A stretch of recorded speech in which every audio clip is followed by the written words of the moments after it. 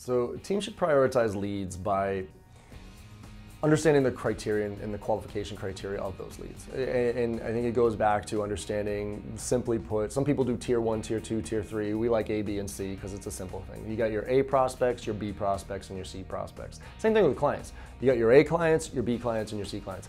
Great, average, crap. And each one of those buckets has certain characteristics. Certain industries are great for us. Certain industries are terrible for us.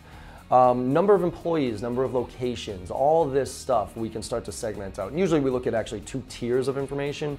Tier 1 information is stuff that we can get through Hoover's or data.com or something like that, where, okay, I'm running a list of every company between 10 and 200 employees and these industries and whatever, and these SIC codes. That's the tier 1 information. The tier 2 information is stuff that we probably have to make a phone call for. As an example, I used to sell IT services, right? And we used to sell to companies under 100 employees. That was our sweet spot, was 20 to 100 employees. So a tier 1 piece of information we could get is how many employees do you have? And that was pretty easy to find. But we had to make a phone call to figure out how many computers they had. So as an example, we would figure out what that tier 2 information was, and therefore we would never waste a cold call. Right? You never want to waste a cold call. Obviously the goal of a cold call is to get a meeting, but a secondary goal of a cold call is to get one additional piece of qualifying information to help you put them in an A, B, or C bucket.